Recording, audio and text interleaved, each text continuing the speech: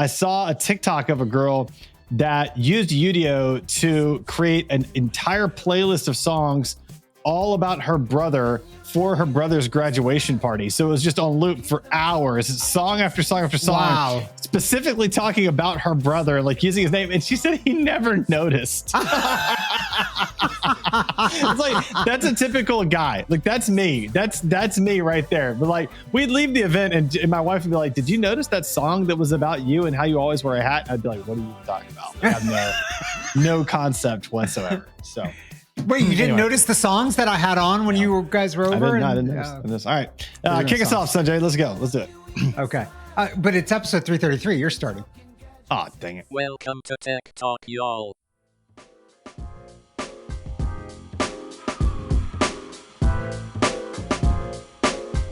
Hey, and welcome to Tech Talk, y'all, episode 333. I'm Adam Walker.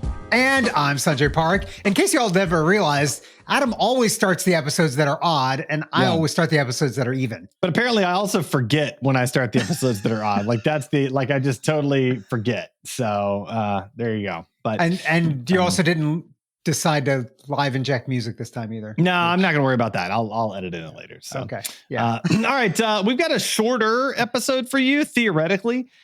Simply because we recorded last week late in the week and we're recording this week early in the week. So we'll sort of see how this goes. I think we have some good articles though. So don't leave. Definitely have a good, weird, and wacky. Don't leave. Don't leave. Yeah, don't leave. And of course, Tech Recs at the end. I've got a good Tech Rec for your summer enjoyment for you. So let's start this off. You ready for this?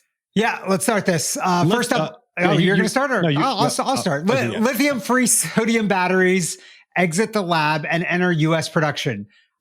So this is kind of huge news. So this is using sodium instead of lithium, better capacity. 500 times to 1,000 times more abundant than lithium, according to the article. Right. It doesn't degrade quite like lithium. Isn't volatile, so it's not going to catch on fire and burn forever. Right.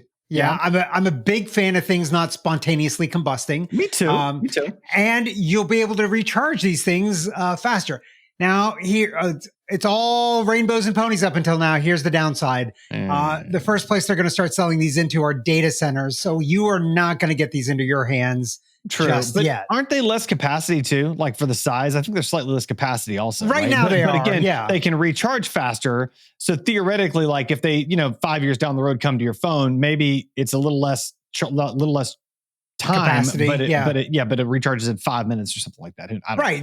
And then you don't have to worry about it, losing capacity over time as much. Yeah. And so then charge it whenever you want, right? Like don't think about waiting till it's down to 5% and charging it. Just charge it. And all the materials that make this battery are far more abundant in general, and the lithium-ion batteries as well. So it'll be easier to produce. And I think the article was also saying that theoretically you could produce it with all raw materials from the U.S., so we wouldn't have to even deal with global trade necessarily producing these batteries. Right. I mean, there's like a pretty big source of sodium out there. It's called the ocean. You can just get it from that. Wait. Do we have access to the ocean? We do. Well, not in Atlanta, but nearby-ish. That's it. Access light. But we do have the world's largest. I think it's the world's largest aquarium, right? Or at least I think it's a very large aquarium. It's a very large aquarium. They can build some batteries from the. The best place to put it is in a landlocked city. Yeah. All right. Next up, world's first tooth regrowth medicine to be tested in Japan from September 2024. I think I thought we talked about this before, like tooth regrowth at some point, right? We talked about it a while ago, but now they're actually going to do it on humans. Right. And actually try to start growing teeth, which new is teeth. Teeth crazy. Did not exist. I think it's in humans that are missing a specific number of teeth and specifically teeth in the back of their mouth, right? Right. You're right. It's congenitally, like they didn't have these teeth. And so they're growing, but you know where this is going. They're going to start with them, figure out stuff, learn stuff. And then for people that lose teeth, it'll be like, oh, you don't have an adult tooth. We'll grow that back for you. Yeah.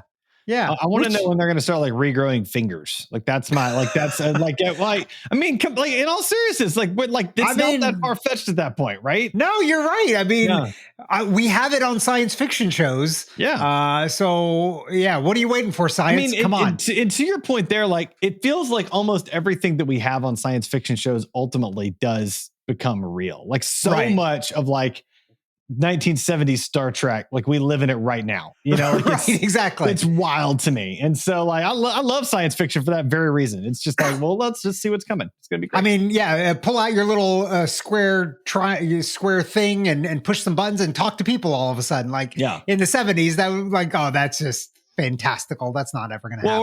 Or like Star Trek Next Generation, you know, I always remember Picard. He's sitting there, he's looking at this tiny little tablet, and like that's his book, is this one little flat object. And it's like, there's no book on that. And it's like, no, there is now. I got a bunch of books on mine. It's amazing. It's like, it's right here next to me. There's like so many books on this bad boy. Like, oh my gosh, like what in the world? So it's so crazy. Yeah. Man. So if you want to know what the future is going to look like, just watch some science fiction movies. Hopefully it doesn't all turn out like Blade Runner and we have replicants. Listen, and speaking of science fiction, this next one, I got some questions. Yeah. Washed Out's new music video was created with AI. Is it a watershed moment for Sora? So we talked about Sora before. The who's it from? The Open AI, right? Yeah, it's the same people. Yeah. And did you watch the video? Oh yeah, it's wild. It's a lot of running. There's a lot of running. It's a lot of running, and like okay. So I have so many thoughts, right? So the first is, they didn't do a lot of like really close up stuff on the humans in the video. It was all them, but like behind the humans, sort of like zooming in on them. So I think you get away with a lot that way. Yeah. Some of the shots they produced though would have been so profoundly expensive to produce. I mean, just absurdly expensive to produce in real life. Like weird stuff. Like where there was one scene where it's like 50 of the same sofas lined up outside with each other. And like you'd have to buy 50 of the same sofas and line them up and do this crazy zoom shot and like all this stuff. Anyway, or when they're going through like the vehicles that should only be a couple of seats, but that are much longer, many more seats. Like, I was thinking about that. Like, how do you build that in real life? Like, that's a huge set to build. It's a huge set. Just for a 15-second shot. Yeah. Right? Yeah. It was, and I mean, I will say, like, it was wild. Like it was, I felt, it almost felt like I would imagine tripping on drugs feels. Like that's kind of how the video felt a little bit. And it was also, did you notice that the band is out of Macon, Georgia? So like, you know, props to the y'all there, down close to Atlanta-ish. So that's kind of cool. Right. So the much greater Atlanta area. It's like what was that movie? Was it Running Man? No, Demolition Man. When he wakes up and it's the Los Angeles megaplex or something like that. Yeah, that's about right. Yeah, it's the Atlanta megaplex. Is that it? Yeah, it's the Atlanta megaplex. I do wonder like what the prompts looked like for this. Right. And I also wonder how they got the uniformity of the humans to be similar across every shot. Like, so if you notice, like the woman's hair in every scene was the same. It's like, how did they make sure? Do they feed back an image or like a clip from the previous one? I'd really like to see behind the scenes of like how this was created, how much time it took. How long of a script it actually is and how much detail has to go into it. Because I don't think we're at the point of where it's like, hey, just create me a music video. No, I think it's probably just a lot of detail. And who knows how many hours it took somebody to write all that to generate that thing. My guess is every scene was independently generated and then stitched together. And that every scene was probably like a very, very large document. Like that's my assumption based on just my interactions with OpenAI in general. So, yeah, we'll see, but hopefully we'll find out one of these days. Next up, Florida becomes first state to ban the sale of lab-grown meat. Apparently, there's a pretty big like cattle farming in Florida, and they just want to protect their interests there and don't want lab-grown meat. And okay, I don't know how I feel about. I know how you feel about lab-grown meat. You're not eating any meat anyway, so it doesn't matter either way. Yeah, I kind of feel like it's going to be a while before I'm ready for lab grown meat. But just me personally, like it doesn't feel like something I'm personally ready for. So I'm not sure that this feels a little early to me is all I'm saying. So I mean, do you think about that when you're eating fruits and vegetables that might have had lab grown stuff? Like, what's the divide here? That's a really interesting question. No, not really. Because like, lab grown, I mean, like, like I think of like hydroponics, right? Like hydroponics grown inside, like you're still growing the tomato or whatever it is. Right. it's still growing, quote unquote, the way it would normally grow. Lab grown meat, I mean, I guess maybe it is on a cellular level. It just feels different somehow. I mean, just because it's not grown inside of a animal and it's grown inside of a dish. What's funny to me is like, I almost feel like I'd be more comfortable with like a lab grown kidney in like a kidney swap. Like that to me would almost feel more normal than like eating. I mean, I know it's like, that's so bizarre to say something like that, but like, that's almost how it feels to me. What do you mean? Like growing an organ and putting it inside of a person? I mean, they've been working on that, right? We've talked about that before. That feels to me less scary somehow. I don't know. Like that makes no sense at all. Because it's not going in your mouth and it's going inside your body. Yes. That's what it is. Like, I don't know what it is. It just feels something about it, man. It feels weird to me. I don't know. So, but then I'm also not a big fan of like those, like the fake meat burgers either. Like that also feels weird to me. Like the Beyond Beef. I'm like, if I want beef, I'm just going to eat beef. And if I want like a veggie burger, I'm just going to eat a bean burger. Like I like a bean, like there's nothing wrong with a good bean burger. Like, I like a good bean burger. They're good. Like I won't do the impossible thing. I don't know why you would want to. Like for you in particular, like for a vegetarian, it'd be like, that is disgusting. And like, I kind of feel like it's almost disgusting as a meat eater. Like it's like, it's kind of borderline. It's an interesting spot that they're trying to be in. They're trying to be in this like, hey, we know you eat meat, but eat this instead to maybe transition you to eating less meat or I don't know. But it's not even that healthy either, right? No, like it's loaded up on sodium and other stuff. And it's like, this is think of all the batteries you could make. Think of all the batteries you could make. Exactly. So from your burger. Frontier buyers sign a $58.3 million in offtake agreements with Vaunted Deep. And I got to admit, I didn't read this article, so you're going to have to. Well, so what was interesting to me is like, so Vaulted Deep, I tagged it because I didn't know this existed.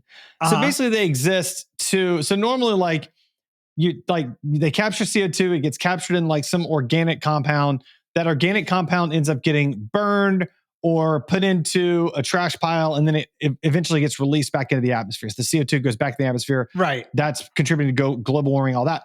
Apparently what Vaulted Deep does is they take this organic fortified CO2 compound, they make it into a slurry, and then they store it underground forever so that it never gets released back into the atmosphere. So they're going to store an insane amount of this apparently over the next several years for this $58 million. And the article is basically saying like this could essentially help to offset carbon emissions, like this approach. Well, I mean, to me, the question becomes like, how much storage is there underground, right? Like how long can you really do this viably? But it's an interesting idea. Like I've just never considered like, well, let's just take all the CO2 we're producing and just store it in the earth. Like maybe, but it feels like there should be like some kind of backlash to that. That's where we're getting it from in the first place, right? Like the oil is coming out of the ground. That's true. Yeah, it's good. You're just pumping it back in. Put in some oil, some old oil wells. That could work. Right. You know? I mean, and that comes from dinosaurs and stuff decomposing. Yeah. You're right. That's where oil comes from. So we're just replacing it. Yeah. Maybe that works. I mean, I just thought it was a fascinating solution. I've never heard of it before. I thought our listeners should know about it. Yeah. So. I think the place where like you're pointing to that it might not work is if the thing that we're putting in is not of the same carbon density as the thing that we're pulling out. Right. Then we're going to end up with like extra and be like, okay, where do we put this now? What do we do now? Yeah. But I think we're a long way off from that. So speaking of things that may still be a long way off, Boeing is on the verge of launching astronauts aboard new capsule, the latest entry to space travel. And then the next article, officials describe telltale, quote, buzz that led to last minute scrub of Boeing Starliner's crewed launch, or crewed launch, not crude, like crude with a crew. So many thoughts. Did they not have the doors bolted on? Is that what the problem was? Like so many thoughts. Like what? I really want to know what the astronauts are thinking. Like that's really what I want to know. Like when you think like, hey, I'm like right now, I don't really want to get on a Boeing. Like Boeing makes me a little nervous. I'm not gonna lie. Yeah. And like this is Boeing's like they've done I think they've done 2 test flights, I believe. One of them didn't go well. And now they're going to do a crewed launch after 2 test flights. Apparently they've had a decade contract with NASA for like 50, I don't even know how many $1 billion to do this. And like SpaceX got to work and got stuff going a lot faster than Boeing did. Boeing's way late. So SpaceX and Boeing got the contracts. SpaceX beat them by miles because they've already been taking astronauts places. Right. And Boeing's just now ready to do it amidst all of the controversy where doors are falling off and bolts aren't there. And this feels like such a terrible idea to me. Like I still remember Challenger, man. Like it just feels like such a terrible idea to me. Like 1986 January. I swear, I think I was watching it in class. Like I think they had it on in the class. Like when it just like, what do you? I was at lunch, and when I came back, it had already happened, or it was happening. I think my class. I think we were watching it live or something. It was terrible. Yeah. Anyway, so this just feels like a terrible idea. That's all. I tagged it because it feels like a terrible idea. That's all I got really. So yeah. Okay, moving on. Time for the Weird and Wacky segment. Abominable Snowman. He's not an axe murderer. One of the TAs turned out to First up in Weird and Wacky, ancient Egyptian pyramids, Sphinx closed to public for tech billionaires' lavish wedding. As one does. Yeah. Yeah. As one. I mean, if you're a billionaire, spend $3 million on a wedding, close down these major public sites, give some private tours of the pyramids to your guests, and get married. That just seems like something that's just totally normal. Like that's just totally normal. So, yeah. I have you ever been to the pyramids or the Sphinx? I have not. I would like to go. I did learn that they're like right almost in downtown Cairo, which like, did you realize how close it is to down? Like it's like, I didn't realize they were that like close. All of the photos of the pyramids are facing away from the city buildings to like make it look like they're out in the middle of nowhere. But no, they're not in the middle of nowhere at all. Like they're like, it's like they're in the me middle. driving down the street seeing Stone Mountain. It's like, oh, there's Stone Mountain. It hasn't moved. Okay, we're good. So, yeah. I mean, I guess it's good to keep your history close by. Yeah. I mean, they're close to it. It's cool. But yeah, I just thought this was fat. I think one of the dudes is like was a WWE star or something, and then he's also a tech mogul, and he's marrying fitness. So the woman, something Erica Hammond is a former WWE champion and fitness mogul. Yeah. And Ankur Jain, the guy, is the founder and CEO of Built Rewards loyalty program. I don't even know what this is. Me neither. Which just goes to show you that there are tech billionaires out there that can privately shut down the pyramids that you've never heard of. Like, what does that even say about our society? Like, that's what I want to know. Like, and apparently they also hosted a part of it at some Egyptian museum that hasn't even opened to the public yet. Like, it's not even open until later this year to the public. And they rented out this private party or whatever at the museum. It's just, and they paid $200,000 to host a party near a sculpture of Ramses II. Yeah. I don't even know. I wonder what kind of wedding dress she wore. Like, did she wear like some kind of like, Egyptian goddess wedding dress or something like that? That'd feel like Cleopatra. Like, I mean, you got to go with Cleopatra, right? And like then whatever Mark Anthony. Mark Anthony. Like, it would be Mark Anthony for him, and and Cleopatra for her. Clearly what happened. Yeah. Tech wreck, time to get your tech wreck. Tech wreck. Chicky. Tech wreck. Time to get your tech wreck. Okay, it is tech wreck time. Adam, what do you have for us this week?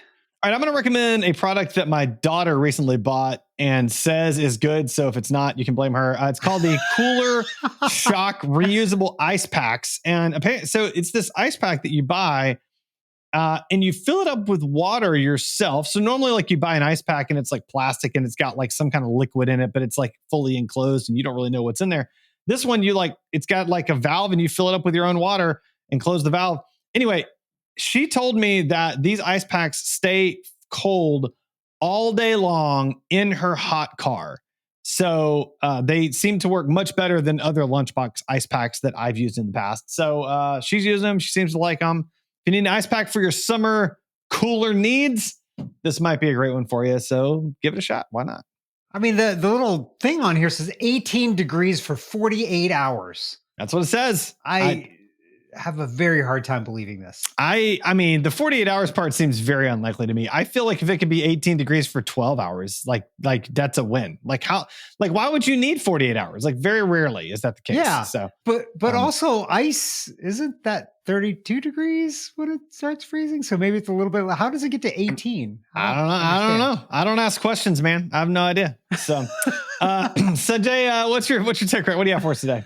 So I've got a little tech application.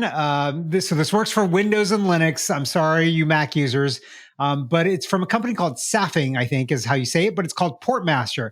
And so basically what this does is you install it, and I've got it running, and it'll allow you to let applications connect or not connect to wherever they're going to. So you can install it and it'll show all the machines that it's connecting to over the internet, and you can be allow, not allowed.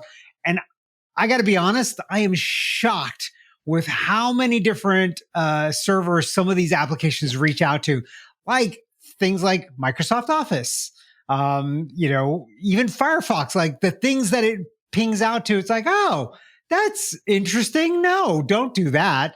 I will say Firefox is not that bad, but like the Microsoft suite, there are like telemetry servers and things like that it's reaching out to. And I'm like, no, you don't need to be reporting me using Microsoft Word. No, that's not a thing. I feel like what you just described for you is the equivalent of like a hypochondriac spending all their time on WebMD, like with every ailment. It's like, I'll tell you how I use it. Let me tell you how I use it. Sanjay, this is a terrible idea. Let me just tell you how I use it. I installed it when I installed my machine clean. It was the first thing I installed. Okay. And so then I have it set to prompt for every connection. Yeah. So then as I install applications, it gives me a list of all the machines it's connecting to. And I go allow, block, allow, block, allow, block. So every time I do that with a new application, and then don't need to worry about it. It's all good at that point. Okay. Everything works unless something goes haywire. Everything is fine. If the application stops working, that's the first place I go to. But generally, once I've gone through that first route, there's no issues after that. And I don't have to worry about it nannying on me and telling people what I'm doing with the application or anything else like that. So you haven't seen any limited functionality from it at all? Like you haven't seen an app that's like doesn't quite perform correctly because it's not able to connect to like, it's only connected to like 10 of the 75 servers it wants to connect to or something like that? Yeah, no, generally not. I mean, there might be one or two applications, but I can't think of them. But generally, no. Like some of those things that it's connecting to, like telemetry, where it's reporting data back about your usage of the application, that's usually programmed in such a way of like, hey, if this fails, just keep on functioning. Right. And so I don't need my usage to be in some data analysis pool out there of people use, how do people use our application? You don't need to know that, right? Like you are like every developer's nightmare user, 100%. Like you're the guy. 100%. Like, if there's somebody that's going to break it, you're the one that's going to do it. And like, it's this Sanjay on support again. Oh man, what are we gonna do with 100%. But here's the thing is that, and I'm going to give a plug for things that we built like TogetherLetters. Yeah. That kind of attitude has then infiltrated into the things that we build and deploy. I think they're much nicer, much more friendly. I think I've told this story before. A while ago, somebody signed on for TogetherLetters and was like, wait a minute, I signed up and now I don't have to do anything. It's not prompting me to do any more stuff. I'm like, yeah, you don't need to do anything until it emails you. Like, we're not going to keep you in the app. We're not going to keep you doing things because that's not where we get our jollies. The point of our app is to connect people, and it's not to like waste your time with stuff because we don't like wasting our time. So I wish more of these people would do that kind of thing. And I think, honestly, if more people use tools like Portmaster and blocked access to these kinds of things, developers would start rethinking the way they do things. Like, is this really worth my time to get this feedback of telemetry if 98% of people are not going to allow it to come back? Like, let me spend my time actually building a better product instead of worrying about getting data back. Yeah, that's right. So that's right. There you go. All right, Sanjay, how can I find and connect with you? They can find me on my soapbox sometimes, but they can find me at sanjayparak.com. What about you, Adam? Find me at adamjwalker.com. I posted today about some marketing stuff, so go check it out. Marketing stuff. Dun, dun, dun.